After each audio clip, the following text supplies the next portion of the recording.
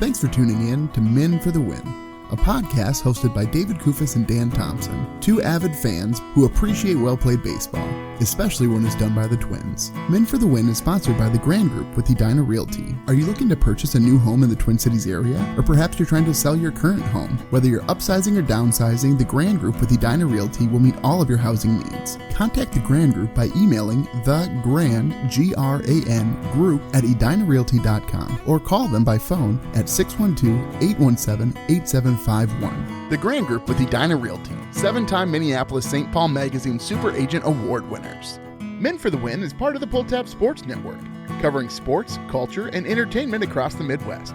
Check them out at pulltabsports.com and give them a follow on all your social media platforms at Pulltab Sports. On this episode, David and Hoges recap all the latest happenings at Twins Spring Training 2026. Thanks for listening. Enjoy. Thanks for tuning in to Men for the Win. My name is David Kufis. With me, special guest in studio, Andrew Hoges, Hoganson, Dan Thompson, busy covering basketball games for Eastern Washington University. It sounds like his team could make some noise, though, Hoges. It's crazy. Why would I care about Eastern Washington? But I am following them avidly on Twitter right now. Dan's got a pretty good handle there with what's going on, and I love it. But David, I feel a little misled right now. Your intro there, you're talking about Twins. I thought you told me we were just talking men's and women's hockey this entire time. That I just got to talk about the 2-for-2 gold medals. You want me to talk about the Twins? Why? I would say the excitement level about the Twins is as high as USA Hockey is, right, Hoges? About the same. About the same. I mean, what a letdown, though. Like, you get done with the Olympics and everything, and then I'm listening to getting caught up on the podcast and everything, and it was just like, why? But hey, we do got the Wild. We got the Timberwolves. Those things are looking up. We got the World Baseball Classic. Are you excited about the World Baseball Classic? Do you think the Olympics? I kind of liked what Dan said, where that USA is kind of getting in your blood a little bit, and then we get to go right to baseball. Hoges, do you not see the hat I'm wearing? But that's not USA. I couldn't stop myself, okay? I tried to stop myself. I bought a Dutch baseball team hat. I love the design so sweet. much. My wife is Dutch. Oh, it's so cool. The orange crown on this like dark blue banner. I'm a big fan. It's so silly and I don't have any problem with it. Let me get that out of the way first because it just is what it is. But it's so silly tracing why some of these guys are playing for some of these countries where you're just like, okay, yes. Come on. Well, my neighbor was from Puerto Rico, so I'm playing for... Like, honestly, you saying my wife is Dutch, like having some lineage, that would work. Like, we're at about that place. No question. Well, folks, hey, thank you so much. If you're a returning listener, thank you so much for your continued support. If you're a new listener, thanks so much for checking us out. This is not our usual format. Typically, we do an episode after each Twins series. We have a whole bunch of segments we go through. This will be a little bit more free-flowing because we're just catching you up on the news around the league and with your Minnesota Twins. And I would be remiss, Hoges, not to push our Patreon. Folks, if you want to support the show, you can find a link in the description to support the Patreon.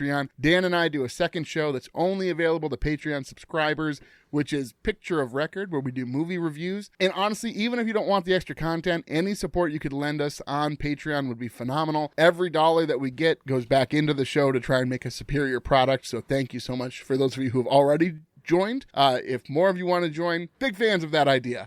Go ahead and jump on that bandwagon. Hoges, one thing we have to do because you're on the show, and it's tradition at this point, F1 is starting off, man. And let me tell you, it's so fun because you got the Masters coming up, you got March Madness, you got F1 starting, and then, of course, Twins baseball. And now it's just getting to the heat of things with hockey and basketball. This is a very fun time of year for sports. Right. After the lull of like the end of the Super Bowl and everything, the Olympics helped this year. Let me just fully get that out. That was great. But like the letdown is a little less because we start getting, both of our teams are doing well in basketball and hockey. Let's not talk about the Twins, but we've got some positive momentum. March Madness is coming. The Badgers are ready to surprise everyone this year. I'm excited. So I do want to note one thing that happened interesting in F1. I couldn't find a one-to-one baseball comparison exactly. Well, was it like a Honda or a Toyota or? No, but Valtteri Bottas was a driver. I just think of his butt. Every time you mention it, all I do is think about him doing the sauna thing with his little butt all the time. Anyway, so he was a driver for Kick Sauber in 2024. He did not have a race seat in 2025.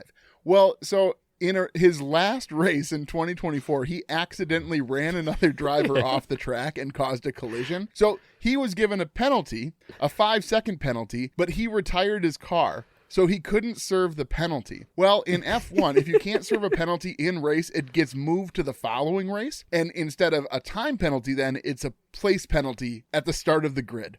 He didn't race in 2025, but now he's returned in 2026. And so here's what's going to happen, Hogs. A penalty that he committed 2 seasons ago is now, he has a 5-place grid penalty before the season has even started in his very first race back. I love that so much. Let's hold a grudge. Like, let's just keep it over his head. But yeah, it's exciting. There's a lot of parallels actually between where F1 is at and where baseball is kind of approaching. There's a brand new slate, new regulations, new engines, new chassis, all of that this year. So it really is a wide open game. It seems like most people are saying Ferrari's got a quick car, although parts of that was just watching those videos of Leclerc just like blowing past everyone who looked like they were standing still. Who knows? It'd be fun if that were true.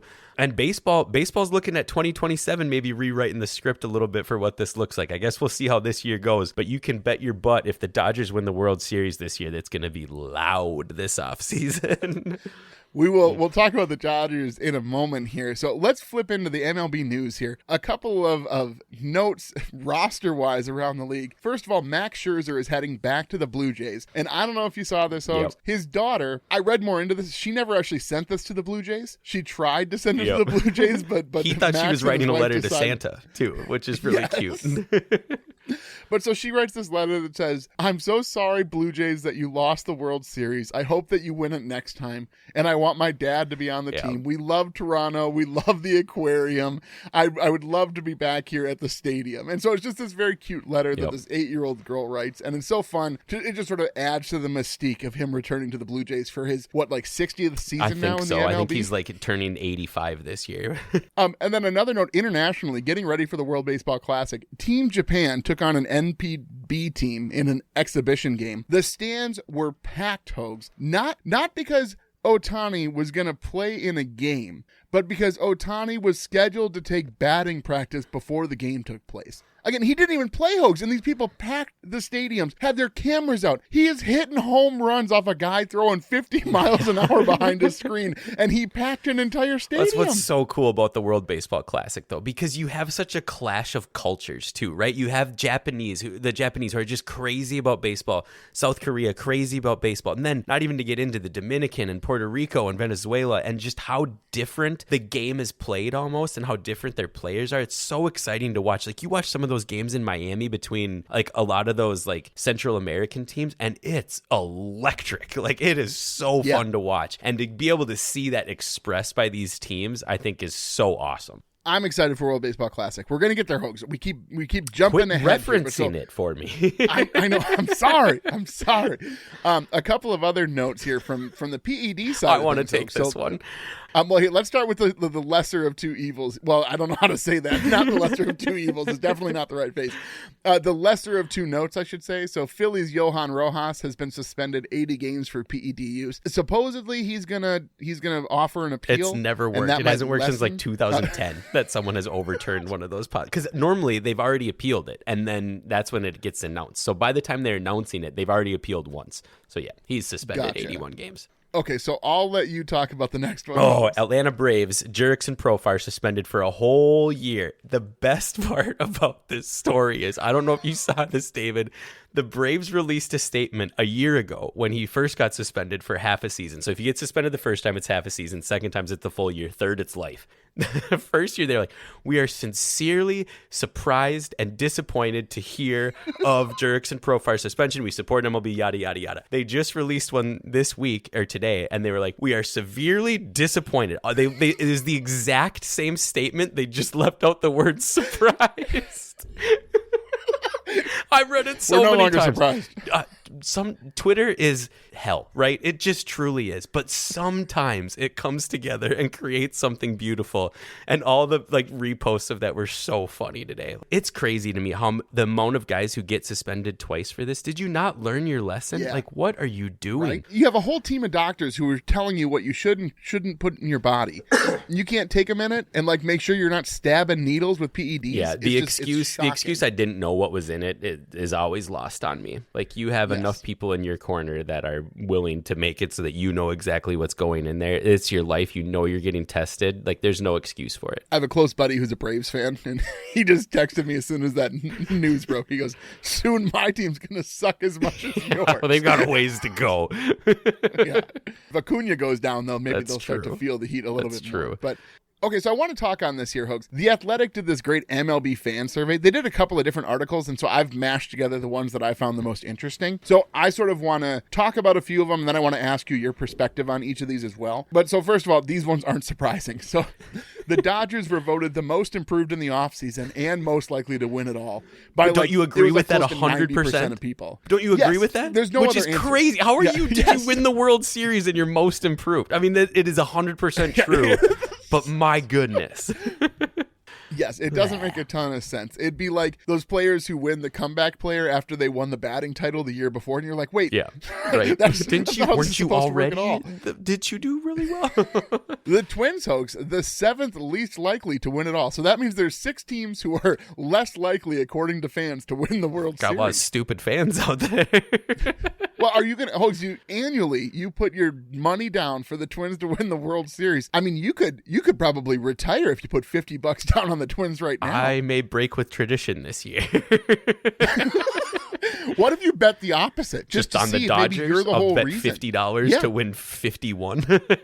No. Bet on the Twins to lose. Can you bet on them to not win the World Series? You can, but I'm sure the odds are astronomically. It'd be the same. The odds of them not winning the World Series are the odds of the Dodgers winning the World Series. That adds up. Yeah, I'm pretty sure. There's no one here to check our math, Hogs. It's just fine. So let me ask you this, though. This was a very close vote, actually. Are you in favor of the MLB expanding to 32 teams? Okay, so a lot of the complaints with expansion is maybe you're diluting the product. And with baseball, there's so, like, even going to like a Saints game, going to a AA game, it's still high quality. I'm all for it. I think it's fun to get more cities involved. On the flip side, though, we just watched one of the greatest hockey games ever played against probably like 40 of the top 50 players in the National Hockey League. And you're lying to me if you didn't say that game was different than most of the Wild games you watched. I mean, that was an unbelievable set of product out there. So I get that complaint to a certain extent, but I'm all for it. What about you? Yeah, and it's not like every game you're watching with the MLB is the Dodgers versus baseball. The Yankees currently. Like, there's always going to be a top echelon of players, and there's not going to be nearly enough of them to go around, which, not to hark too much on other Minnesota sports, but like Bill Guerin making the trades for Quinn Hughes, he became available. And guys like that don't become available. As soon as they're available, you do what you can to get them. And so it's a little surprising, again, that the Orioles signed Pete Alonso. But again, they did what they needed to do. They did what they needed to do to get a guy who is not typically going to be available. And so it's just, you can't blame them for that. And so I just think there's not enough players to go around as is. The quality is not going to drop that great. You're telling me that you can't make another team out of AAA guys who couldn't beat the Rockies or the White Sox? Yeah. Hey, the White Sox have actually done stuff this offseason. Well, they were actually they were lower on the list of teams that would make the postseason this season who didn't in this like fan voting here, but they were still like pretty far down the list. So, okay, let's just assume I'm okay with it. I don't mind the expansion talk. Not? I'm not really against it because you have to evolve with the sport, right? Yeah. The more people you can get involved, the more cities, plus more ballparks for us to visit. Honestly, that's my first thought. How much would you love to go to Nashville or Portland to watch some baseball games? It'd be awesome. Yeah. Have you been to Nashville? I have, yeah. That was one of my favorite vacations my wife and I took before we had kids. You can just walk downtown and walk into any bar at 1 o'clock on a Tuesday, and there's live music playing. It's just so cool because there's people who likely could be big stars in the future, and so they're all talented and super fun talent. And Portland's gorgeous too. Like, Portland's absolutely beautiful. Having a baseball stadium there with all the mountains in the background, I mean, it's such a cool city. So yeah, they're very different, which is fun. But more cities for me to get to go to a road games. Let's do it. Okay, what about Iowa City, Hogs? Shouldn't we add a team in Iowa? I'm good. That's a place you got to drive through to get places. Okay, so if you could add a team, and it can't be Nashville or Portland, those were the top 2 cities, where would you like to see a team added? Lake Tahoe. Oh. Like, in reality, though, I don't know. Like, Salt Lake City, I think, would always be a cool place out there. It's like, I'm a sucker for the West. So anywhere out there, it would be awesome. It'd be cool having a team in, like, Vancouver, too, or something like that. British Columbia is beautiful up there. Yeah, those are some good options, I think. I don't think the Dakotas or Iowa or Montana. Bismarck. Let's put a team Wyoming. in Bismarck. It's like you're playing. There's like 12 inches of snow on the ground. They got to plow the field before you can play. I assume it'd be a dome, but yeah, it'd still be funny if it was an outdoor. Yeah.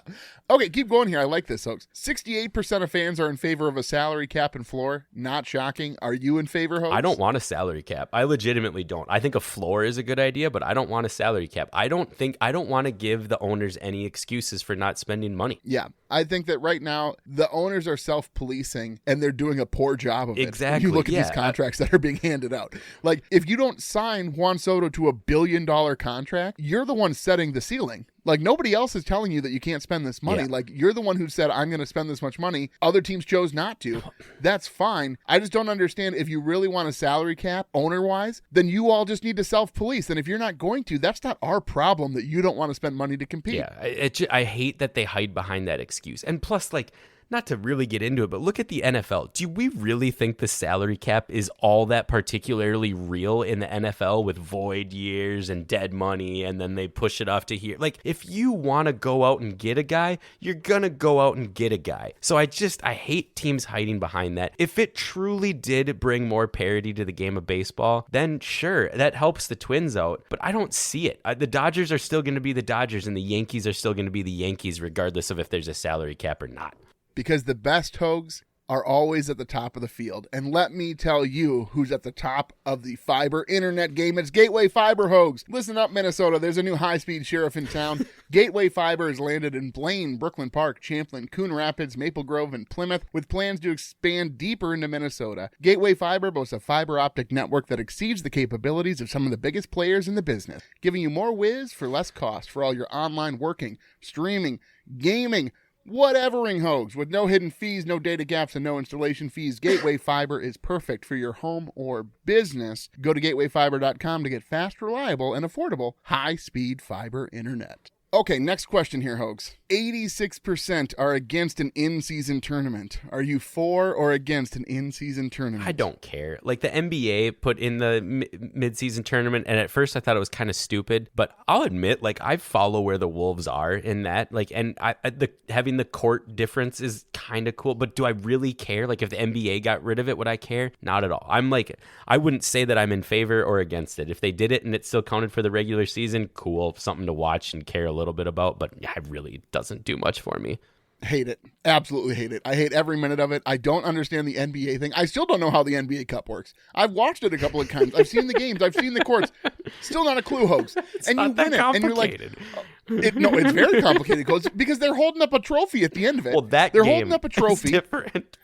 Okay. Here's this trophy. You won the NBA Cup. Don't you watch European soccer? Isn't that your new thing now that you've been talking? Okay, no, remember, we've discussed this at length. I know, it's the greatest thing. I don't watch European soccer. I like shows about European soccer where I don't have to watch soccer. They make the game look phenomenal, and then you turn it on and you're like, man, I forgot this sucked this much.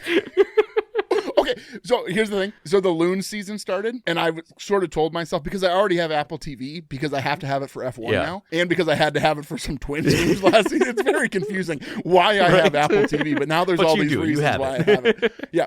Okay, but so I have it, and I didn't realize, okay, now I get to watch the Loon games, because I thought that was on FanDuel, but now I don't even know if FanDuel's a channel anymore. Trying to watch sports this season it's confusing. In any way, very baffling, Host. But okay, so I throw on a Loons game, and I understand. I haven't watched a lot of soccer in my life, but the thing is, because my view is skewed of how good soccer should be played, watching the Loons was like, is this a high school game? Yeah. Like, I didn't understand, because to me, not only is there the drop-off, because I'm sure people who watch a lot of European soccer are like, oh, the MLS is like way down there on the list. Yeah. Already think that the MLS is not very good. Yeah. So now, take someone who doesn't really watch soccer, basically only sees the very best plays of soccer from European soccer. Now that guy is watching the MLS. Imagine how far that drop is, Hope. It's not good. It's incredible how much worse this soccer looks than what I'm used to seeing on Disney Plus. Right. Have you been to a Loon game before? No, I really want to. I'm going to go this season. They are fun in person. The crowd's great, because they're a bunch of lunatics chanting the whole time, and it's a fun environment. But yeah, I will never understand that sport. I just won't, and I've accepted it. But man, you pull up a soccer documentary, I'm in. I will watch every second of Fascinating stuff. Fascinating stuff. Highlights, probably a top 3 sport for me. Without if you're a doubt. Talking just the highlights. They know how to put the veil over your eyes, though, because when you tune in for real, it's like, I have been hoodwinked. Oh, look, now that guy's going to kick it to the other guy. It's like, I know we've talked about the Simpsons reference before, but where they go to the all-pro soccer tournament, and like the U.S. announcers are like, and then he kicks the ball. And the Spanish guy's like, If soccer games ended 17-15, it might be the greatest sport ever made. But alas, it ends 0-0 most of the time. Yes. Okay, sorry, what were we talking about? In-season Baseball, tournaments. Yeah, I think. Stupid. In-season tournaments are dumb. Don't even think about it. It's so stupid. It just distracts. Yeah. I want to look at the standings and see where they are right now. I don't want to know this year, though? about where their standings are in a really second set of standings. Because I don't. I'd love to live and not know. Okay, that's a reasonable take, folks. I will give you that, certainly. We're going to leave that one alone.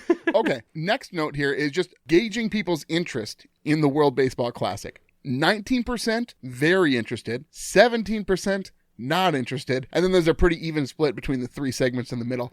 What segment are you in here, Hoges, for the World Baseball Classic? In the middle, like I'll watch all the USA games for sure, and I'll probably watch a lot of the Central American games too, just because they're phenomenal out there. I guess I'd put myself way more closer to the very interested. The thing about this that stinks though, and Tariq Scuba was making this point, because he's only pitching in 1 game and then he's leaving, but I don't blame him, because baseball's so hard to build up for these pitchers, and it's not in the middle of the year. So a lot of these guys can't be going all out, and you shouldn't, because it could legitimately derail your career, because that's how tough pitching in baseball is. So that part of it stinks to me, because you're gonna have pitchers you're starting pitchers that in like a World Series game they're throwing 8 innings and these guys are throwing 3 at like 80%. So there's gonna be that aspect of it, and that stinks. And then along with what I think Dan said this last episode, baseball's not meant to be a one and done game. It's meant to be a series game. Correct. So that cheapens it a little bit. But if this couldn't be in the middle of the baseball season, which I understand why it's not, that's the only in-season tournament I'd be in favor of. Right, I guess that'd be for that, but no, it would change the rest of the year. This is still fun. Like, you get me a sport where I get to cheer for the United States of America. I am a sucker for that. The World Cup, like we just talked about. Yeah, I will watch the U.S. play.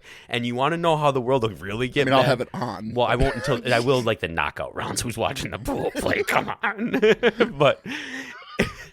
It's fun. And so, I think it's fun. Baseball just by definition has some stuff that sucks with it at the beginning of the year, with pitching specifically. So, well, good deal, Hoges. Yeah, I'm excited for it. World Baseball Classic kicks off on Thursday. USA's first game is Friday night at 7, and then it works out really well, Hoges. You watch that USA baseball, you put the kids to bed, and then you stay up a little late and you get to watch F1 qualifying for the Australian Grand Prix. I am so pumped for Friday night. I can't wait for Dan's thoughts on F1 qualifying. We'll have to hear from him for sure. He's getting really into it this season, I can tell. Yeah. So a couple of Twins notes World Baseball Classic-wise. Joe Ryan is not scheduled to pitch in the World Baseball Classic for the pool play, but he may be available in later rounds. And we're just sort of assuming if the USA doesn't advance out of pool play, something has gone terribly wrong. Definitely. And then Buxton is ready to play center field or DH, and that's all he wants to do while he's at the World Baseball Classic. And I'm sure Dan loved this. They were doing like an exhibition game so against funny. the Giants. Interviewing Buxton on center field. While he's making plays. He's making catches, Hoges, and they're interviewing him. I'm sure Dan was absolutely livid at that screen. Yeah. That was funny, too, because the U.S. is playing the Giants, and they beat them like 15-1 because everyone on the U.S. is trying because you're wearing the jersey. Like, right, you got to try. Yeah. Everyone on the Giants is like, it's freaking March. Like, we don't really care at all yet. So it's funky. It's just weird how this tournament gets started with these like warm-up exhibition games. Well, okay, first of all, you mentioned wearing the jersey. They should not feel proud to wear that jersey. This isn't a political statement. This is a pure statement on the visuals and the design of that jersey. Okay, I'm sorry. Can we just clip that? I'm just going to quote you on that. They should not be proud to wear that jersey. No, but truly, not a political take. That wasn't meant to sound like that was no, they're bad. But they are so bad. Oh, they're so because I was so pumped. Hogs, I got to be honest. I saw the ads for like the new era cap collection for World Baseball Classic, and I got so excited because they're showing the Puerto Rico hats, and those are really cool. Yeah. And they're showing the Japan hats, and those are really cool. And they're showing the Netherlands hats, and those are really cool. And so I'm all pumped. I'm clicking on the links like crazy, Hogs. I'm filtering here by Team USA and USA Baseball, and I'm like, oh my goodness, if these hats are anywhere near as cool as those other countries' hats are, I'm going to buy like 2 or 3 of them. I'm so pumped. And I saw the design, and I nearly vomited, Hogs. I was so upset. They are so bad. No, David. It looks like, no, you know what it looks like? It looks like the design on those Menards shirts. It's not as bad as Great Britain's were last year. That looked like my mom bought some iron-on letters, not even like the whole phrase, just the letters, and was like, I think I had a couple glasses of wine and tried to iron them on the shirt. Couple of boxes. More like but no, okay, but here's the thing. They look like the design is like what you get on free Menards t-shirts when you buy 2 gallons of paint. They're like, here's a USA shirt for you. That's what I'm saying. Oh, it's ridiculous, Hogs. It's absolutely ridiculous. Whoever designed that should be ashamed of themselves. Whoever approved it should be even more ashamed of themselves. Did you watch the USA-Slovakia quarterfinal or the semifinal game in hockey with their white and blues and our white and blues? I thought I had gone colorblind. I'm like, I don't know who is who. Like, I'm in trouble right now. Oh, man. Hogs. Okay, I'm all riled up. Let's talk a little bit more Twin-centric news. Oh, this will get me not riled up. Let's talk about the Savannah Bananas. Okay. So I've called the Twins front office a whole bunch of times. I did joke this week because you were telling me this story. I don't know what story you're going to go into, I guess, but you were telling me a story, and I said, "Did they have you flagged yet? Like, did they get a red Kufus David?" Yes, I'm sure they're all going crazy. It's basically it's a scene in a submarine here where they're under attack when they know that I'm coming for them. The hunt for Red October. No. They did something right here. The Savannah Bananas are coming to Target Field. And the Savannah Bananas, I guess they did this partially right. I don't want to give them too much credit here. The Savannah Bananas do all their own ticketing, and they do it through this like ticket lottery. The thing is, though, obviously whoever runs the stadium, so the Twins, they're going to get allotted a certain number of tickets. And so I got to be honest, in all of the pre-sale opportunities I've ever gotten as a Minnesota Twins season ticket holder, none of them, I didn't want to go see Nelly. I didn't want to go see... You missed out? I'm sure I didn't. He along to all of his old tracks. I did love it, but anyway, it was rough. So this is the only thing I care about pre-sale wise, right? I'm like, I want an opportunity for Savannah Banana tickets, and I want an opportunity at the Field of Dreams game. Yeah. Like, that's the only thing I care about. So I call them, like, once a week just to see where we're at as far as these pre-sales are concerned. So first of all, I want to give them praise. They sent 3 separate emails with the days leading up to it, letting us know when the pre-sale would happen. They have a small number of tickets only for season ticket holders, and you have to be at that reserved level in order to get the pre-sale opportunity. Yep. And once you saw what was available, I think the Savannah Bananas basically take everything. Like, they're like, every seat is going to be ours to give. And so the Twins basically only had the Thrivent Club available for season ticket holders. Yeah. This is the part I like the most. Season ticket holders were only allowed tickets to 1 game, but 4 seats. So I got my 1 game, my 4 seats. I would have, because to be honest, had they not put a limit on it, Hogs, I would have, because I've had so many people. I've had so many people reach out and say, hey, are you going to get tickets to that? Could you get me some tickets? Yeah. And it's like, I'm going to buy as many as I can. Yeah. Oh, for sure. And then I will give them to the people I want to give them to. They were still like $90 a piece, which is a little steep. No, but it'll be fun. But, I'm so excited. I think we're going to take the whole family. I'm really looking forward to it. They managed that process well to allow season ticket holders to get tickets, to be involved. And I appreciated that, because Hogs, had I not gotten tickets, I would have, you thought the alert sounded before when I called. That would have been game over for those folks. I think the Savannah Bananas deserve some credit for that too. I could be talking out of my butt here, but interviews that I've heard with the guy who's their CEO or whatever is that he has had so many opportunities to sell those tickets for a lot more money, and he has resisted that because he's like, I could have sold the Savannah Bananas and made a ton of money off of it, but I like bringing this here. I like trying to keep it cheap and affordable. By all accounts, they are still, and even though it's a hard ticket to get, so I think they deserve a little bit of credit for that too. But good on the Twins for giving that opportunity. I'm actually, they gave me as a non-season ticket holder, because I left last year. I didn't tell you this, David, but I actually got a free suite to go to the Savannah Bananas, so I will be there. If that happened, I would stop this podcast right now. No. 17 of my closest friends will be watching that with unlimited booze and food. So, yeah, props to the Twins for that as well. Absolutely not, Hogs. I don't know that I would be alive. I think my blood pressure would spike to such an extent if that actually happened. I'll wave at you. I would lose my mind. I'll wave at you from your preppy Thrivent club. Yeah. Okay, on to some actual roster news here. First of all, Taj Bradley decided not to pitch in the World Baseball Classic to sort of focus on ramping up for the season. Because I think he knows he's going to be a starter. Like, he knows he's going to be one of the five. This is what sucks about the World Baseball Classic. Props to him. Bummer that he can't pitch for Mexico, though. That would have been cool. Yes. So, yeah, I think he's definitely number 3 in the rotation. It sounds like Woods Richardson is also almost a guaranteed lock for spot 4. So what it comes down to here is Mick Abel, and you got Zebby Matthews. And right now, Mick Abel, Hogs, is throwing lights out. So I don't know. Maybe he's the guy over Matthews. It does seem like that's the leader in the clubhouse right now, which, I mean, good. If Bradley and Abel get those spots, which it sounds like Bradley already has it, but like if they perform out there, that's awesome. Like that is something to watch. You guys are right. Our starting rotation, which was like the one thing that we were banking on, and now the depth just went poof in like a week and a half. But those two guys have shown a lot of promise so far this spring. Who knows what that means, but at least it's something. Yes. So David Festa has left with a shoulder impingement. He won't be ready for opening day. The timetable for return is a little bit confusing. I think really just because it pushes his ramp up back so far. Yeah. That's what's really the issue here. But he should be available, I would guess, by end of May at the latest for Hopefully, sure. Yep. So if a guy goes down, we got Zebby in the wings probably, and then probably Festa returning as well. And then let's look real quick here, Hogs, at the bullpen. Still some confusion. Still a whole bunch of lefties in that bullpen. A righty, though, Hogs, who's looking more and more like he's going to make this club. Liam Hendriks' velocity, or velo, as Dan Thompson prefers to say, is up. And it's looking, Hogs. Up? They don't have enough What is he hitting, right-handers. 83 now? No, he was at like 95, I guess, in his last bullpen session. Sure. They gave him like the rookie of the year injection into his arm, and he just did a thing. No, but I think Liam Hendriks makes this squad now. Here. Is it 2010? Like what year is this that we're talking about? This who were you joking? That's 85 right now. Liam Hendriks is 15 years older than Max Scherzer. I don't think that's accurate.